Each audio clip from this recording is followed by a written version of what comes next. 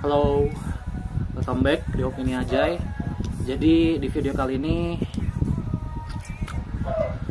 gue mau ngebahas lagi kasusnya Harvey Mois yang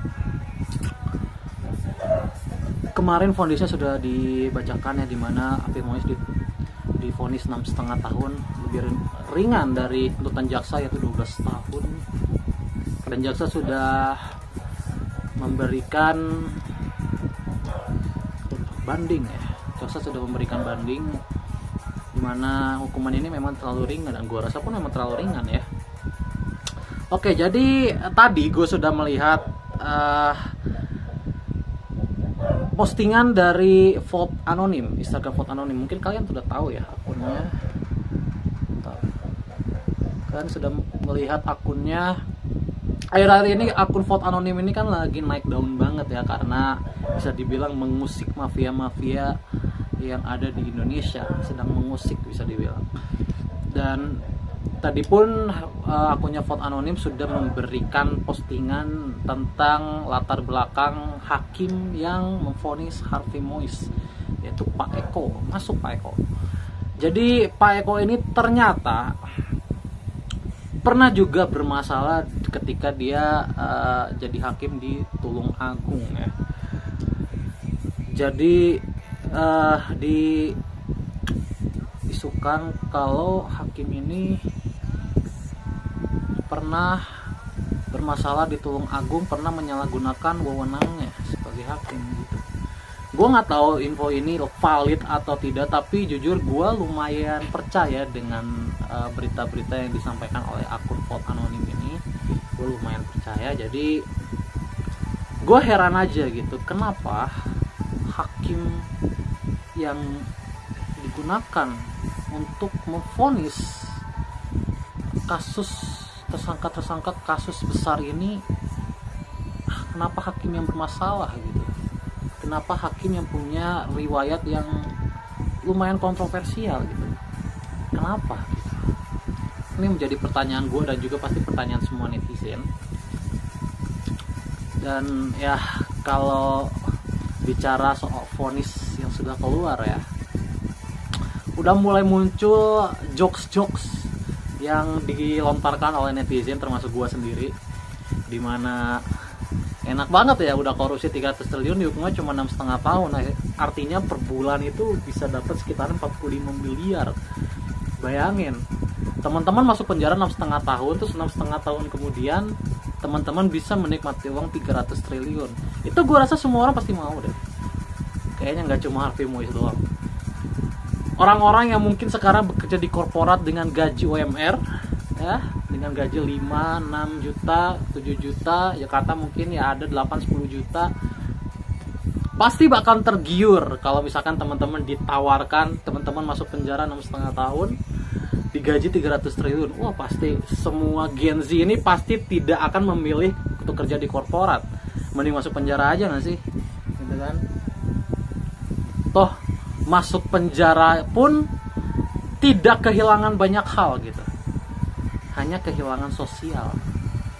Teman-teman kehilangan sosial, digaji 300 triliun, siapa sih yang nggak mau ya kan? Apalagi Gen Z sekarang kan ya, termasuk gue sendiri lah.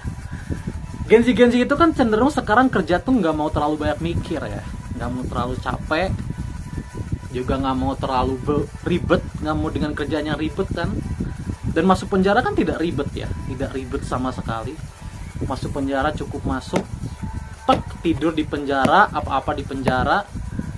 Ibaratnya mungkin ya tidak bisa ke mall minusnya, tidak bisa jalan-jalan, tidak bisa menikmati liburan. That's it. Teman-teman kan nggak harus kerja kasar atau kerja keras, cukup di penjara menahan depresi, selesai kan. 300 triliun. Gue yakin penjara ini akan penuh sesak kalau ada tawaran seperti itu. Dan yang kedua, negara pasti bangkrut.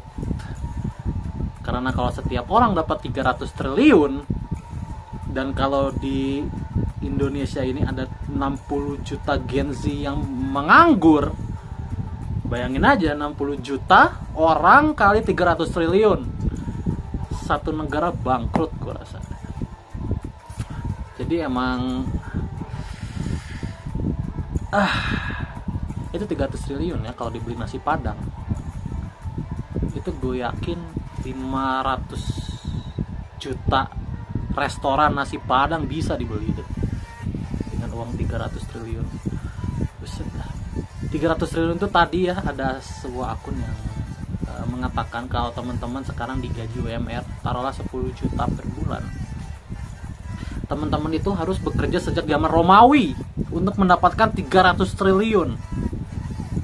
Artinya 8.000 tahun sebelum Masehi, seingat gue ya, zaman Romawi itu 8.000 tahun sebelum Masehi. Teman-teman harus bekerja sejak zaman 8.000 tahun sebelum Masehi sampai di 2024 untuk mendapatkan uang segitu. Itu pun belum tentu dapatnya segitu.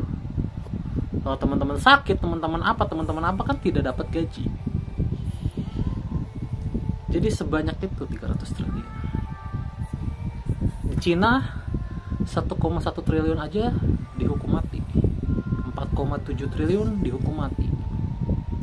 Di kita 300 triliun 6,5 tahun. Siapa teman-teman yang ingin masuk penjara digaji 300 triliun? Teman-teman bisa komen ya, siapapun yang mau. Ini untuk gua udah, kita tahu korupsi ini adalah penyakit ya. Gua udah bilang di video sebelumnya, korupsi itu adalah penyakit, dan penyakit itu nggak mungkin ujuk-ujuk datang gitu aja. Penyakit itu kan pasti ada sebabnya dan udah pasti dipupuk sejak kecil. Contoh, teman-teman punya lambung. Kenapa teman-teman tiba-tiba bisa punya lambung? Karena teman-teman terlalu sering makan pedas di waktu kecil. Atau teman-teman punya riwayat liver. Teman-teman mungkin sudah terlalu banyak minum alkohol ketika kecil. Jadi semua itu pasti dipupuk, termasuk korupsi. Jadi korupsi pun udah pasti dia nggak akan ujuk-ujuk menjadi koruptor gitu aja, tapi pasti sudah dipupuk ketika kecil. At least mungkin ketika dia mengemban amanah di sebuah organisasi, atau di sekolahnya, atau di universitasnya, atau di organisasi luar sekolahnya, kita nggak tahu ya. Tapi pasti itu sudah dipupuk dari kecil, udah mungkin ujuk-ujuk gitu. Jadi ya saran gua tetap sama untuk teman-teman yang sekarang sedang diamanahi suatu jabatan di organisasi, atau ketua kelas mungkin ya, ketua kelas atau ketua di organisasinya. Jangan dibiasakan yang namanya nilep duit ya. Jangan dibiasakan yang namanya nilep duit. Karena jangan salah, hal-hal kecil seperti itu akan menjadi pupuk ketika teman-teman nanti ingin mengemban jabatan yang lebih besar di negara. Itu jangan kira itu akan hilang gitu. Kalau teman-teman memupuk itu sejak kecil, nanti ketika teman-teman sudah mengemban amanah di negara, itu tuh tidak akan terasa kalau teman-teman itu korupsi. Kenapa? Karena itu sudah dipupuk. Jadi untuk teman-teman yang sekarang, apalagi teman-teman yang masih di SMP, SMA gitu ya, tolong jangan memupuk itu sedari kecil. Mengemban amanah itu mudah. Mengemban amanah itu mudah sebenarnya. Tetapi yang sulit itu kan mengontrol emosi ketika teman-teman melihat uang sebanyak itu di depan mata teman-teman. Ada aja pasti pikiran jahat yang terlintas. Gue pun sama dulu seperti itu juga gitu. Ada aja pikiran jahat yang terlintas di pikiran gue gitu, kayak wah ini kalau dipakai DP rumah ibaratnya gitu ya, uang sebanyak itu gitu. Itu ada aja terlintas gitu. Tapi beruntungnya tidak pernah terjadi ya untungnya, sehingga aman-aman aja. Teman-teman pun sama, kalau bisa teman-teman amanah lah dalam menjalankan apapun, terutama dalam masalah uang. Karena masalah uang ini pasti masalah yang sensitif dan akan menjadi penyakit di kemudian hari, dan itu akan menjadi penyakit juga untuk negara. Karena penyakit terbesar dari negara berkembang, negara kita kan negara berkembang ya, adalah korupsi. Jadi negara yang maju itu udah pasti tingkat korupsinya sedikit, udah pasti sedikit, nggak mungkin sebanyak di negara berkembang. Kenapa negara itu sulit maju? Karena uangnya hampir 50%-60% tidak tepat sasaran alias dikorupsi.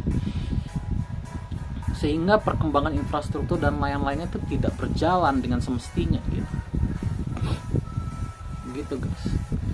Jadi kuncinya cuma satu, untuk mencapai negara maju 2045 nanti, akar yang harus dihabisi, akar yang harus dihilangkan adalah jangan sekali-kali teman-teman ketika mengemban amanah di organisasi teman-teman, atau teman-teman ketika jadi ketua kelas atau jadi apapun, jangan sekali-kali nilap duit, sekalipun itu cuma 5.000 perak.